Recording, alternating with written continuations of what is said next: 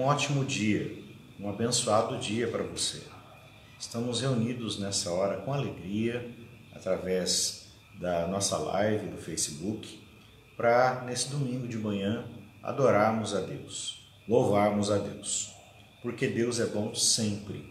Deus é Deus de graça, de bondade e de misericórdia. E queremos também, nessa manhã, felicitar a todas as mães, feliz Dia das Mães. Mãe é uma manifestação da graça e da bondade de Deus. Deus é o Criador das mães. Só Deus poderia ter criado uma figura tão especial como a mãe. Então, todas as mães estão também junto com a gente celebrando este momento de adoração a Deus. Que Deus continue a confirmar graça, bondade e fidelidade na tua vida.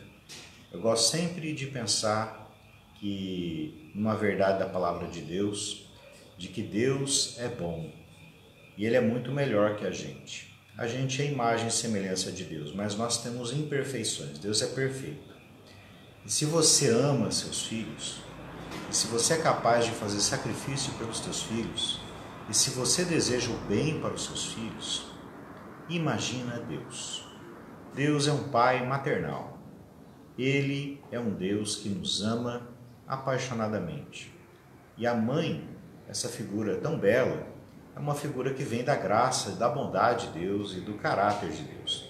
Por isso, a todas as mães, que Deus abençoe, Deus confirme graça e paz sobre a vida de vocês e Deus os abençoe a todos, neste momento em que estamos reunidos para adorar a Deus. Vamos orar nessa hora? Senhor, muito obrigado. Obrigado por essa manhã que o Senhor nos dá. Obrigado pelo teu amor, pela tua graça e pela tua fidelidade. Obrigado porque nesta manhã o Senhor renova as tuas misericórdias sobre a nossa vida. O Senhor renova a tua bondade e a tua fidelidade. Queremos te louvar porque o Senhor é bom, a sua fidelidade dura para sempre e a sua compaixão é de geração em geração. Queremos te louvar pela alegria que temos de estarmos juntos nessa hora, juntos e reunidos no teu nome, mesmo virtualmente, para adorarmos o Senhor, para louvarmos o teu santo nome, para te agradecer pela boa notícia do teu amor, da tua graça, revelados no Evangelho. Obrigado porque o Evangelho revela quem é o Senhor, e o Senhor é amor. O Senhor é o Pai que entrega, o Senhor é o Filho que se entrega, e o Senhor é o Espírito que triunfa, levantando o Filho na ressurreição e habitando em nós. Por isso, ó Deus, Deus único e verdadeiro, Criador, sustentador e Salvador, a Ti a nossa gratidão e a nossa adoração. A Ti toda a honra, toda a glória e todo o louvor. Em nome de Jesus. Amém. Amém. Quero convidar você a abrir sua Bíblia na carta de Paulo aos Romanos, capítulo 16. Nós vamos fazer a leitura do verso 25 ao 27.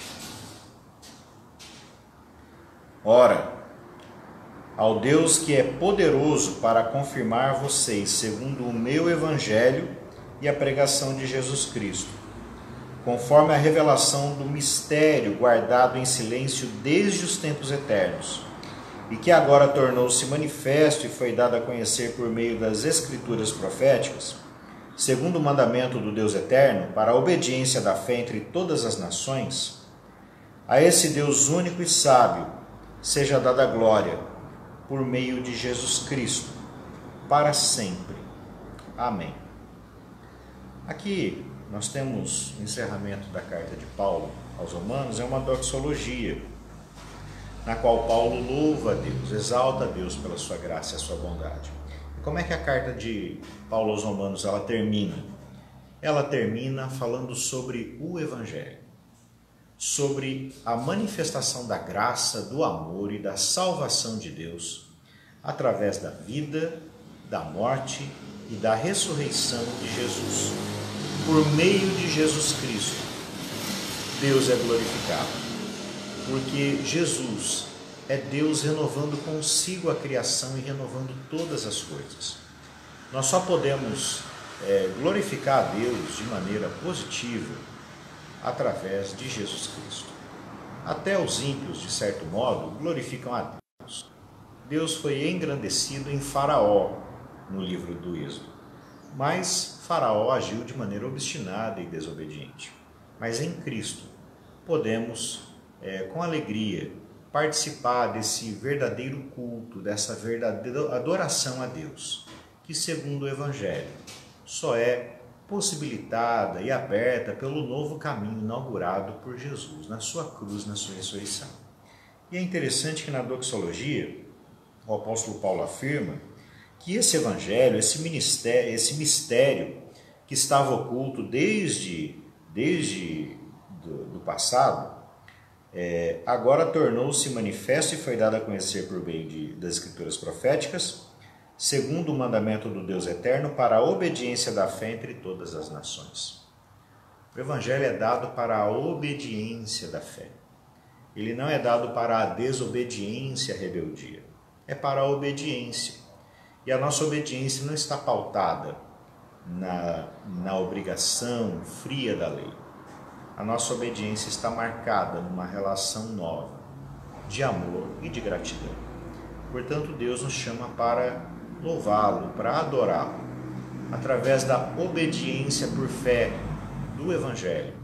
E essa obediência por fé deve alcançar todas as nações. E nós somos chamados por Deus para esse grande privilégio dessa obediência, da graça de Deus. Por isso, quero convidar você, novamente, a orar com a gente. Senhor, obrigado pelo grande privilégio que é o Teu Evangelho. A boa notícia do Teu amor e da Tua graça, revelado na Tua cruz e ressurreição. Obrigado porque, através do Senhor, nós podemos louvar e adorar o Senhor. Não podemos louvá-lo sem a Tua ajuda, Senhor. Mas nós Te louvamos porque em Cristo o Senhor abriu as portas para a comunhão contigo. Em Cristo o Senhor nos recebe como filhos. E em Cristo o Senhor derrama sobre nós de reconciliação. O Senhor se reconcilia com as Tuas criaturas pela Tua graça e mediante a fé em Cristo Jesus. Por isso nós Te louvamos, ó Deus. Te louvamos pela Tua bondade e Tua fidelidade. Te louvamos porque o Senhor nos chama a uma vida de obediência por fé entre todas as nações.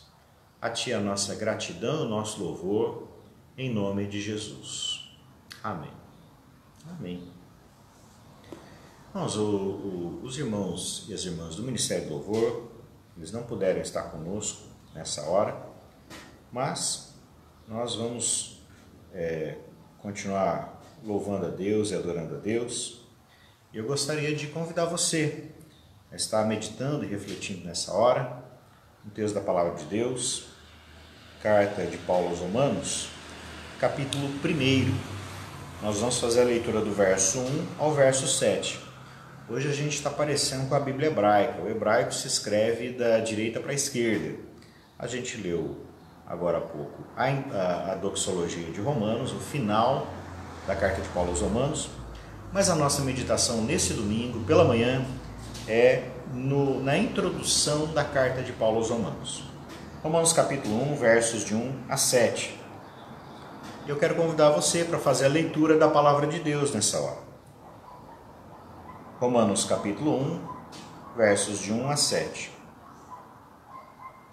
A Palavra de Deus diz assim: Paulo, servo de Cristo Jesus, chamado para ser apóstolo, separado para o Evangelho de Deus, que ele no passado prometeu por meio dos seus profetas nas Escrituras Sagradas. Este Evangelho diz respeito a seu Filho, o qual, segundo a carne, veio da descendência de Davi, e foi designado Filho de Deus com poder, segundo o Espírito de santidade, pela ressurreição dos mortos, a saber, Jesus Cristo nosso Senhor. Por meio dele viemos a receber graça e apostolado por amor do seu nome, para a obediência da fé entre todos os gentios. Entre esses se encontram também vocês, que foram chamados para pertencerem a Jesus Cristo. A todos os amados de Deus que estão em Roma, chamados para ser santos, que a graça e a paz de Deus, nosso Pai, e do Senhor Jesus Cristo estejam com vocês. Obrigado, Senhor, pela Tua palavra que é santa e inspirada pelo Teu Espírito Santo. E nós te pedimos que o Senhor abençoe nessa hora os nossos corações, para que ela seja iluminada, para que em tudo o Teu nome seja exaltado e glorificado, em nome de Jesus. Amém. O tema da nossa mensagem de hoje é o Evangelho, a graça, a fé e a obediência do Evangelho. O Evangelho é boa notícia. E o apóstolo Paulo, ele tem como assunto fundamental de Romanos o Evangelho. Isso já fica claro aqui na nossa introdução. O apóstolo Paulo vai falar do Evangelho durante toda a carta. Em todos os assuntos que o apóstolo Paulo vai tratar em Romanos, o ponto, a perspectiva, o assunto fundamental é o Evangelho. É o Evangelho na relação de Deus com Israel. É o Evangelho na relação de Deus com os gentios, com os não-judeus. É o Evangelho na relação com todas as pessoas, todas as nações. É o Evangelho na sua relação com toda a criação. O Evangelho não é só para os seres humanos. O Evangelho diz respeito a toda a criação. No capítulo 8, o apóstolo Paulo afirma que toda a criação geme e suporta angústias até agora, aguardando a manifestação dos filhos de Deus. Ali o apóstolo Paulo também está falando do Evangelho. Está falando da ressurreição dos mortos e de Deus renovando toda a sua criação para a sua glória. A terra vai se encher da glória de Deus, como as águas cobrem o mar. Então essa manifestação da glória, essa Jerusalém celeste que desce, esses novos céus e nova terra, eles também são assuntos do Evangelho e dizem respeito a toda a criação. Mas aqui especificamente, voltando para o capítulo 1, o apóstolo Paulo traz ensinamentos fundamentais para a nossa vida à luz do Evangelho. Hoje em dia tem muita gente que tem uma ideia errada do Evangelho. Tem gente que pensa que o Evangelho é uma graça barata, uma graça que nos exime de compromisso, uma graça que nos livra de deveres, uma graça que nos livra de obediência. Mas é exatamente o contrário. E muita gente tem dificuldade de entender essa afirmação fundamental sobre a realidade da boa notícia do Evangelho. Aliás, para mim esse é um tema bem maternal. Vou explicar esse tema no final, tá? Mas o Evangelho está ligado à graça, está ligado à confiança e está ligado à obediência. Graça, fé e obediência. Esses são elementos fundamentais do Evangelho. Quando o apóstolo Paulo escreve em Romanos, ele está com planos missionários. Ele pretende chegar até a Espanha, que na perspectiva do mundo antigo era o fim do mundo, né? A Espanha estava próxima ali dos limites conhecidos, né, pelo Império Romano ali no contexto do Novo Testamento. O Império Romano ali havia chega até ali a Inglaterra e etc. Mas ali a Espanha é um dos últimos limites conhecidos ali pelas pessoas. O apóstolo Paulo quer chegar até os confins da terra. Ele quer chegar até a Espanha para pregar o Evangelho. E para ir para a Espanha, ele precisa ter contato com uma igreja que ele não conhecia. A igreja de Roma não foi fundada pelo apóstolo Paulo. Em Atos capítulo 2, no Pentecostes, haviam judeus que vieram adorar em Jerusalém de Roma. Nós não sabemos quem fundou a igreja em Roma, mas Paulo escreve a essa igreja, né? Ele não cita nenhum grande apóstolo, porque provavelmente não havia nenhum dos 12 em Roma, senão ele haveria citado na carta, mas o apóstolo Paulo escreve essa carta aos romanos visando o Evangelho, visando o anúncio desse Evangelho. Esse Evangelho é apresentado por Paulo da seguinte maneira. Aliás, antes de apresentar o Evangelho, ele se apresenta. Paulo, servo de Jesus Cristo, chamado para ser apóstolo. Para ser apóstolo, em primeiro lugar, precisa ser servo, e não o contrário, né? Você precisa ser servo. Somos cristãos e o Evangelho nos torna servos do Deus Altíssimo. O apóstolo Paulo fala desse Evangelho que está ligado às Escrituras proféticas, está ligado ao Antigo Testamento. O Antigo Testamento é o chão onde o Novo Testamento pisa. Se você não compreender o Antigo Testamento, você não vai compreender o que significa a mensagem do Novo Testamento. Então, Jesus é a realização das promessas de Deus na Antiga Aliança, no Antigo Testamento. Ele é o Messias prometido da casa de Davi e ele foi designado Filho de Deus com poder na sua ressurreição. Tem muita gente que tem uma dúvida sobre esse texto, queria só rapidamente, verso 4, e foi designado Filho de Deus com poder, segundo o Espírito de Santidade pela ressurreição dos mortos, a saber, Jesus Cristo nosso Senhor. Tem gente que acha que Jesus, ele só passa a ser Filho de Deus na ressurreição, e citam esse texto do apóstolo Paulo. Isso não é correto, tá? Como Jesus é Filho de Deus? Jesus é Filho de Deus, no Novo Testamento, essa afirmação, Jesus, Filho de Deus, tem duas perspectivas importantes. Em primeiro lugar, é a relação que o Filho tem com o Pai antes da fundação do mundo. O Pai, o Filho e o Espírito Santo são o mesmo Deus.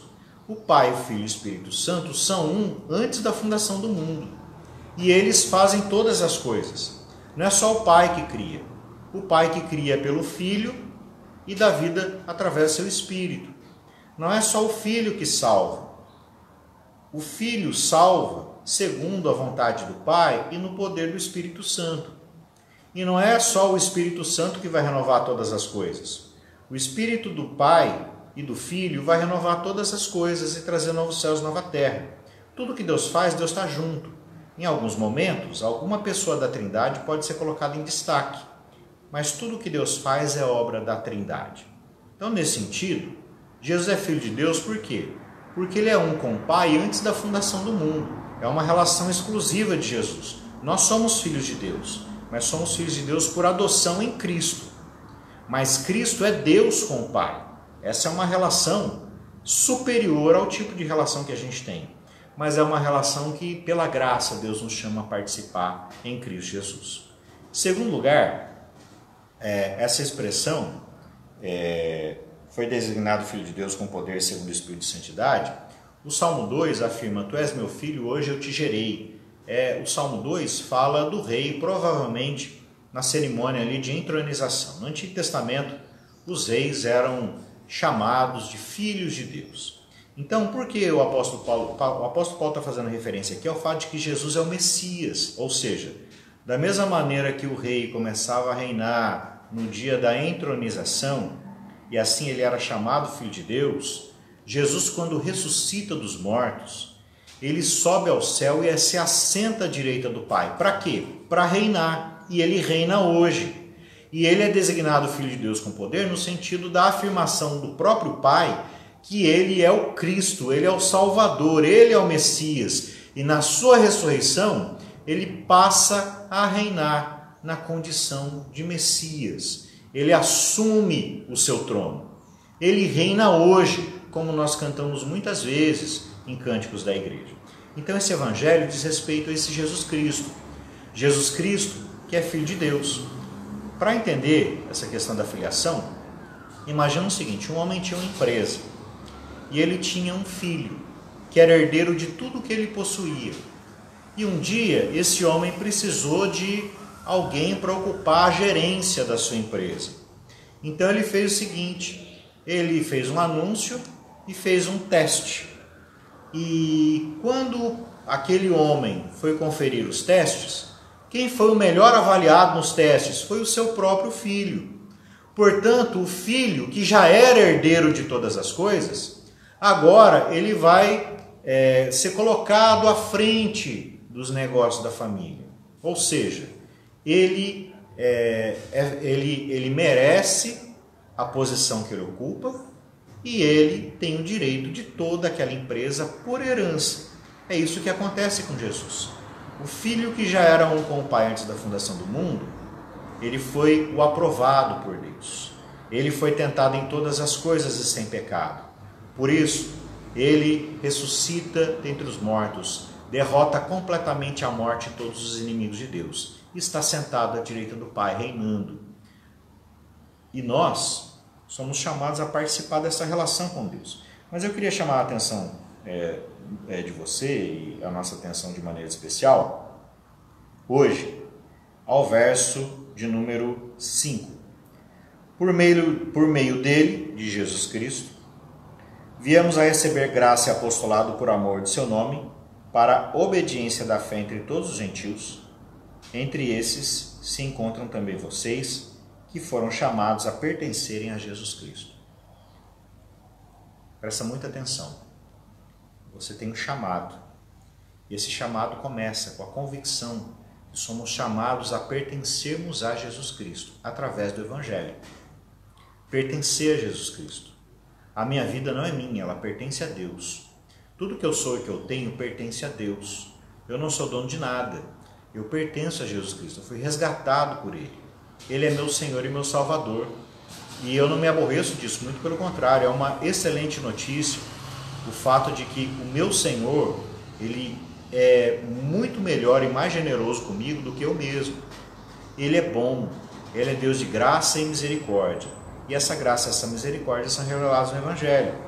Agora, o ponto-chave é a relação entre esse Evangelho da graça e esse Evangelho da fé com a relação com obediência. Muita gente afirma, de maneira equivocada, que Jesus pregou um Evangelho diferente de Paulo. Eu não concordo com isso de jeito nenhum. Eu creio que Jesus, Paulo e os demais apóstolos, os escritores do Novo Testamento, como Lucas, que foi um dos companheiros de missão de Paulo, o Evangelho, ele é a mesma mensagem sempre. E ele sempre foi a mesma mensagem. Então, o Evangelho, em primeiro lugar, diz respeito à graça. Por que graça? Porque o Evangelho revela um Deus que vem ao nosso encontro.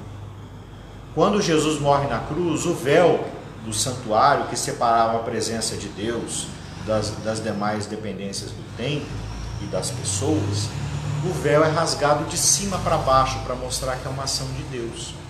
Deus, ele vem ao nosso encontro com graça. Ele é bom, misericordioso e ele perdoa. A graça é um dom imerecido. Você não é salvo porque você merece. Você não tem comunhão com Deus e entra na presença dele porque você é bom. Você é salvo não porque você é bom. Você é salvo porque Deus é bom. Ele perdoa. Ele dá graça. O apóstolo Paulo disse que onde abundou o pecado, superabundou a graça. O que isso significa? Significa que por maior que tenha sido o teu pecado, a graça de Deus é maior que o teu pecado. O mundo é mau, mas Deus é bom. E a bondade de Deus é muito maior que a maldade do mundo. A bondade de Deus é muito maior que a maldade do mundo. A graça de Deus é maior que os nossos pecados. Então a graça é uma realidade bendita, é uma realidade feliz, é uma realidade que deve nos conduzir a uma vida de alegria e de esperança. Completamente graça, 100% graça. O Evangelho não é algo que você fez para agradar a Deus, é o contrário. O Evangelho é aquilo que Deus fez para nos reconciliar, se entregando por amor na cruz e vencendo todos os nossos inimigos na ressurreição. A graça não tem a ver com o que você faz. A graça tem a ver com o que Deus faz em relação à salvação. Em segundo lugar, o apóstolo Paulo apresenta esse Evangelho como um Evangelho que é o fundamento da nossa fé. E aqui está um ponto-chave, que tem os outros dois elementos da nossa meditação nessa manhã. O apóstolo Paulo diz em Romanos 2, 8 a 10, porque pela graça sois salvos mediante a fé. Isso não vem de vós, é dom de Deus, não de obras, para que ninguém se glorie. Pois somos feitura dele, criados em Cristo Jesus para boas obras, as quais Deus preparou de antemão para que andássemos nelas. O que o apóstolo Paulo está nos ensinando? Em Romanos, em Efésios, em todas as epístolas. O que o Novo Testamento inteiro sempre está nos ensinando? Que essa relação com Deus é uma relação de fé. Ou seja, a graça é real. Mas como é que a graça ela se torna eficaz e presente na minha vida? Por meio da fé. E o que é fé? Em primeiro lugar, fé é uma relação de confiança. Eu confio em Deus. Eu confio que tudo que eu sou e que eu tenho pertence a Deus. Senhor meu Deus, Tu és tudo que tenho. Tu diriges a minha vida. O meu futuro está nas Tuas mãos. Essa é uma afirmação fundamental da Escritura. Então, em Cristo, eu confio a minha salvação. Eu sei que pela Sua graça eu sou perdoado, amado e aceito como filho de Deus, em Cristo Jesus. O Evangelho deve nos conduzir a essa fé. Então, o Evangelho é uma verdade de graça e o Evangelho é uma verdade de fé. Todos são chamados a crer no Evangelho, a viver de acordo com o Evangelho e anunciar o Evangelho. Mas aqui a gente entra no terceiro ponto da nossa meditação. O Evangelho é uma questão também de obediência. Obediência por fé entre todas as nações. Tem gente que crê num falso evangelho da graça barata e não consegue entender as afirmações da Escritura. Como eu acabei de falar de graça, o evangelho ele afirma não a minha justiça, mas a justiça de Deus, revelada na cruz. O apóstolo Paulo vai falar disso nos versos seguintes, 16 e 17. Pois eu não me envergonho do evangelho, porque ele é o poder de Deus para a salvação de todo aquele que crê, primeiro do judeu e também do grego, visto que a justiça de Deus se revela no evangelho de fé em fé, como está escrito, o justo viverá por fé. Essa justiça de Deus, esse buscar em primeiro lugar o reino de Deus e a sua justiça, diz respeito à justiça da graça, a justiça do evangelho, a justiça da cruz e da ressurreição. Então é uma justiça de Deus revelada a nós.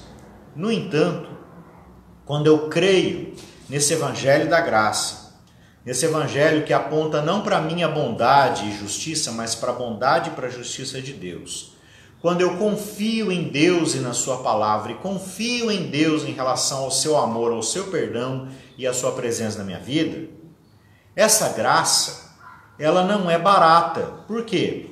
Porque ela vai nos conduzir à obediência por fé. Graça não é autorização para cometer violência. Graça não é autorização para pecar. Graça não é autorização para viver de maneira irresponsável. Graça não é liberação em relação à vontade de Deus. Muito pelo contrário. Em Mateus capítulo 7, Jesus diz o seguinte: nem todo que me diz Senhor, Senhor herdará o reino dos céus, mas aquele que faz a vontade do meu Pai que está nos céus. Ou seja, quem é que vai herdar o reino? Quem está ligado à vontade do Pai. E Jesus continua: muitos naquele dia me dirão, Senhor, Senhor, em teu nome expulsamos demônios, profetizamos, fizemos milagres. Expulsamos demônios, fizemos milagres, profetizamos.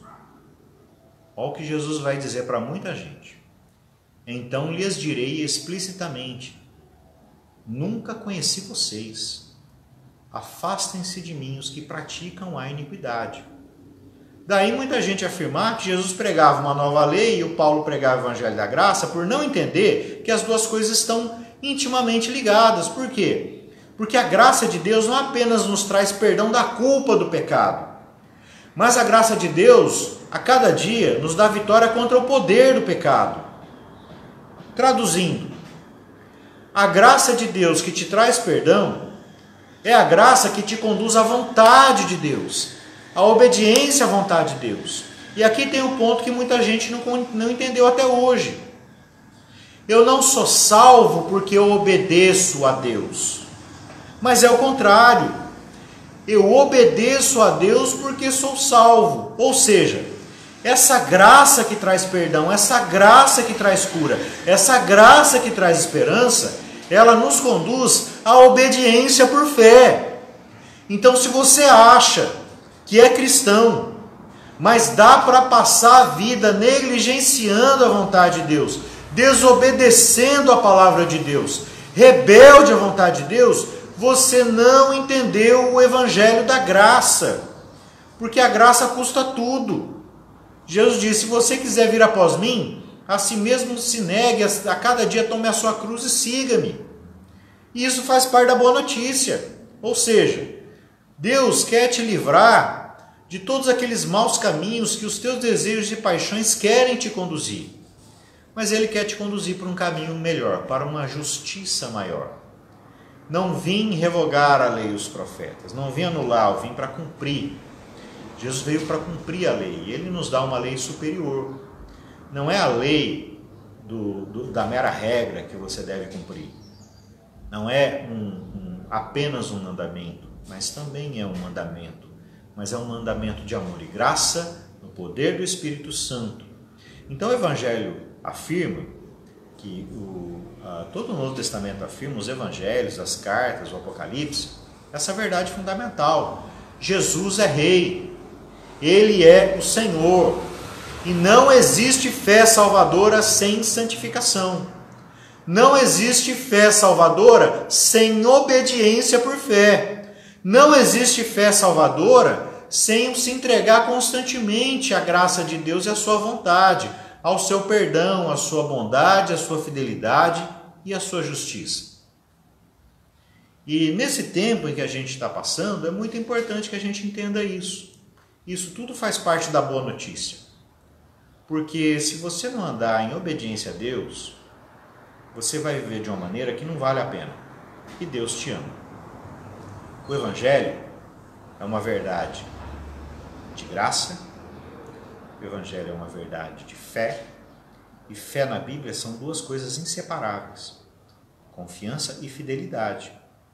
A obediência está ligada à fidelidade. Então, no português, acontece isso também, como no latim, como no grego e como no hebraico. A palavra amã no hebraico, a palavra pistes em grego, que é uma das palavras para fé, e a palavra fide em latim, fé e fidelidade em português, elas têm o mesmo sentido fundamental na essência: fidelidade e confiança. Veja, por exemplo, em Gálatas 5, 22 a 24, há uma expressão que as traduções parecem que divergem do fruto do Espírito, né? de um dos gomos do fruto do Espírito. Tá? Algumas traduções dizem amor, alegria, paz, longanimidade, bondade, fidelidade, mansidão e domínio próprio. Fidelidade.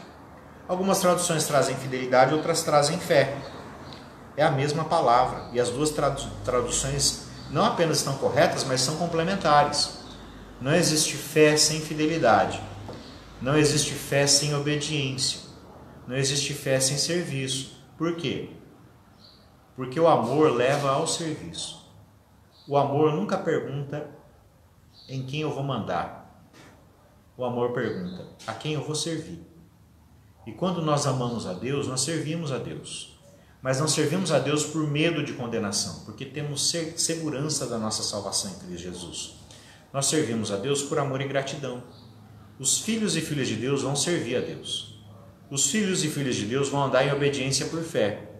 É uma obediência completamente perfeita? Não, nós somos sujeitos à imperfeição, mas não isentos de buscá-la. Não isentos da obediência. Quando a gente desobedece, isso deve ser um acidente de percurso. É como você estar na rua e tropeçou. Mas não pode ser uma coisa que você não consegue mais andar. Está entendendo? Uma coisa é escorregar e cair. Outra coisa é não conseguir andar. O Evangelho te leva a andar. Andar na presença de Deus. Andar em obediência a Deus. E andar vivendo de maneira que o Evangelho seja o centro da vida. O Evangelho seja o definidor dos nossos valores, princípios, das nossas decisões. O Evangelho nunca nos autoriza a cometer violência contra o próximo. O Evangelho nunca nos autoriza a levantar um dedo ou uma palavra contra o próximo. O Evangelho não nos autoriza a desejar a morte dos inimigos. O Evangelho não autoriza coisa nenhuma dessas. Então, se você está diante de ideologias ou de pessoas e de valores que contrariam a verdade do Evangelho, o fundamental é a obediência por fé. É o Evangelho que define a nossa obediência. É o Evangelho que define os nossos valores e a nossa vida. E é por isso que eu disse que isso é uma questão, para mim, extremamente maternal. Essa relação de graça, de confiança e de obediência, de fidelidade, é uma relação que lembra muito relação com a mãe, né? Se você teve uma boa mãe. Eu tive uma boa mãe, a Cidinha. A Cidinha é uma joia rara. Aquela baixinha, ela tem muito valor. Louvo a Deus pela vida dos meus pais, da Cidinha, do Rubinho, toda a minha família, meus irmãos, né? Toda a família. Sogras, sogros, primos, todo mundo. Mas o que acontece? Qual a relação de mãe? A minha relação de mãe, ela tinha esses elementos fundamentais. Em primeiro lugar, era uma relação de graça. Por quê? Porque a sua mãe não te trata do jeito que você merece, tá? Quando a mãe é boa, a mãe não trata o filho de acordo com o que ele merece. Ela trata o filho de maneira graciosa. Quando o filho faz bobagem, ela continua amando. Quando o filho erra, ela continua amando. E quando o filho é um traste, fez tudo errado e está comendo o pão que o diabo amassou, a mãe continua amando o seu filho, sofrendo com seu filho. É uma relação de graça. Se a tua mãe te trata assim, se a tua mãe te tratou assim, Deus é muito maior. Se você teve uma mãe ruim, e a gente não pode tapar o sol com a peneira, tem mãe ruim, tem pai ruim, tem gente boa e tem gente ruim. Se a tua mãe foi ruim, eu tenho uma boa notícia para você. Deus é bom e Ele te chama para uma relação de graça, de braço aberto, de mão estendida, de ouvidos e olhos inclinados, de bênção. A relação com mãe também tem a ver com essa relação de confiança. Eu confio na minha mãe. Eu confio que ela queira o meu bem. E eu confio no cuidado que ela tinha comigo. Quando eu era criança, às vezes eu ficava revoltado com algumas coisas, né? Às vezes eu não entendia algumas decisões da minha mãe. Mas quando a gente tem filho, a gente começa a entender muita coisa. E Deus é assim também. Eu não entendo Deus. Eu não entendo porque às vezes algumas coisas Deus permite. É claro que se alguma coisa permite, não é porque Deus se agrada, tá? Você precisa entender isso. Deus nos deu liberdade para tomar decisão. Mas não, essa liberdade não é autorização para fazer coisa errada. Tem gente que confunde isso. Eu tenho livre-arbítrio, então eu faço o que eu quero. Está errado esse pensamento. Deus te deu liberdade, mas para você obedecer como expressão de amor e gratidão, para você fazer a coisa certa. Ele não te deu liberdade para você fazer coisa errada. Agora, fazer coisa errada é um efeito colateral da liberdade, mas isso não é um problema de Deus, é um problema nosso. Tá certo? Mas Deus é digno da minha confiança, mesmo quando eu não entendo o que Ele faz. Deixa eu contar uma história que aconteceu em casa também. Aí, mãe, soltar hoje o verbo, hein? Teve um episódio que aconteceu com a gente, né? Especificamente, esse ponto não foi nem comigo, foi uma das decisões que mais impressionou na minha mãe no processo de educação. Eu e o Marcelo, a gente se dava bem na escola, né? Nunca precisou de muita ajuda, mas o meu irmão caçula, ele dava um pouco de trabalho. E um dia, minha mãe foi convidada para o conselho de classe, faltou acho que um ponto para ele passar de ano. E o conselho de classe queria aprová-lo. E a minha mãe falou assim, não vai aprová-lo não, vocês vão reprová-lo. E o meu irmão ficou muito bravo com a minha mãe. Eu mesmo fiquei meio indignado, falei assim, o que a mãe está querendo com esse negócio, né? Mas sabe o que aconteceu? Depois daquela permissão para que ele reprovasse, ele se tornou um ótimo aluno. E ele nunca mais reprovou. Olha que coisa. O que acontece? Ela sabia onde ela queria chegar com aquela decisão. Então, na época, meu irmão caçula não entendeu minha mãe, eu também não. Da mesma maneira, tem muita coisa que Deus faz e a gente não entende. Agora, toma cuidado que às vezes a coisa que você faz, você quer colocar a culpa em Deus, tá? Não coloca em Deus a culpa do errado que você faz. Aprenda a assumir a responsabilidade por aquilo que você faz. Deus não tem culpa do teu pecado. Deus não tem culpa dos seus erros, tá? Deus não tem culpa dos nossos erros enquanto criação. Mas Deus é soberano. E mesmo quando eu não entendo a sua soberania, e mesmo quando eu não entendo por que algumas coisas acontecem, eu, a cada dia, estou mais convencido de que Deus é digno da minha confiança. Ele é bom e é Deus de graça. E da mesma maneira que a relação com a minha mãe foi pautada numa relação de graça, de bondade, de favor imerecido, e uma relação de confiança, a relação com a minha mãe também foi pautada numa relação de obediência. Ela e o meu pai são figuras de autoridade. Então, enquanto eu estava debaixo da tutela deles, eu lhes devia obediência. Hoje em dia, eu lhes devo honra e respeito, mas eu continuo devendo honra e respeito. Agora, diferente da nossa relação com Deus, a gente só vai chegar à idade adulta na ressurreição. Então, a gente precisa entender que Deus nos chama para liberdade, mas liberdade é liberdade para fazer o bem, é liberdade da obediência, não liberdade da rebeldia para fazer coisa errada e para fazer bobagem. A graça não nos autoriza a fazer coisa errada. Por isso, o primeiro sermão de Jesus, sabe qual é? O reino de Deus está próximo, arrependei-vos e crede no Evangelho. É o mesmo Evangelho, é o mesmo Evangelho. É o Evangelho de graça, é o Evangelho de fé, de confiança, é uma relação de fé, de fidelidade. Então hoje, Deus nos chama a obediência por fé. Se você sabe qual é a vontade de Deus, não seja negligente. Se você sabe qual é a vontade de Deus, não faz vista grossa. Se você sabe qual é a vontade de Deus, se entrega à vontade dele. Aprenda a se deixar contrariar pela palavra de Deus. Aprende a ler a Bíblia contra você. Um dos pastores que eu tive, o Nivaldo, ele gostava de repetir essa frase. Aprenda a ler a Bíblia contra você. O que isso significa? Não é que a Bíblia quer teu mal, é o contrário. Se deixe ler pela Bíblia.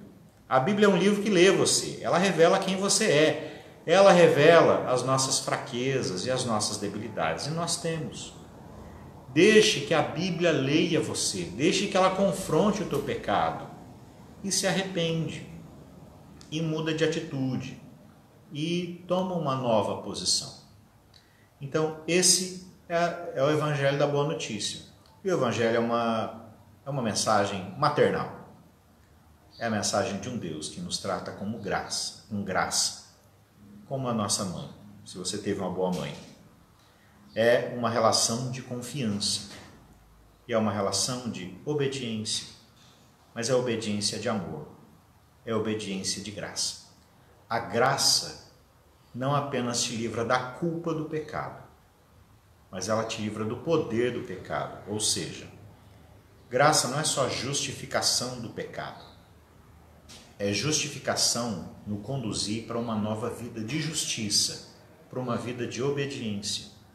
E que Deus te abençoe, e que seja o Evangelho que te guie.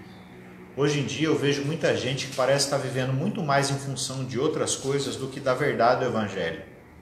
Está mais preocupado em ficar falando mal desse ou daquele do que centralizar a vida do Evangelho. O Evangelho vai nos conduzir a termos posicionamentos em todas as áreas da nossa vida. Mas o fundamento continua o Evangelho. Sem uma vida de oração, sem uma vida de ouvir a voz de Deus através da sua palavra e através da oração, sem uma vida de obediência pela graça, a gente não consegue fazer a vontade de Deus. Mas que Deus te abençoe. Deus confirme graça e paz sobre a tua vida. Que esse Evangelho é uma boa notícia. Que esse Evangelho é uma verdade de graça, de confiança e de obediência. Que esse Evangelho é uma relação de graça e fé. Enche a tua vida de paz, de alegria e de esperança. Renove a tua vida.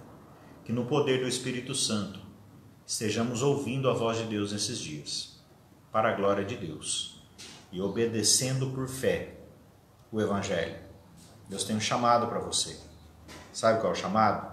Que você creia no Evangelho, que você viva de acordo com o Evangelho e que você anuncie o Evangelho. Esse é o chamado de Deus para todos nós. Que Deus te abençoe. E que essa justiça generosa do Evangelho, revelada na cruz e na ressurreição, que essa justiça generosa que nos leva a ser amorosos, perdoadores, misericordiosos e generosos, encha a tua vida com graça e paz. Em nome de Jesus. Mais uma vez, Deus abençoe a todas as mães que estão nos assistindo, que estão celebrando o culto com a gente. Que Deus confirme graça e paz na tua vida. Mãe, um beijo, tá? Deus abençoe. Usei alguns exemplos aqui hoje, me perdoa. Mas que Deus os abençoe a todos, tá? Deus confirme graça e paz sobre a nossa vida no Evangelho.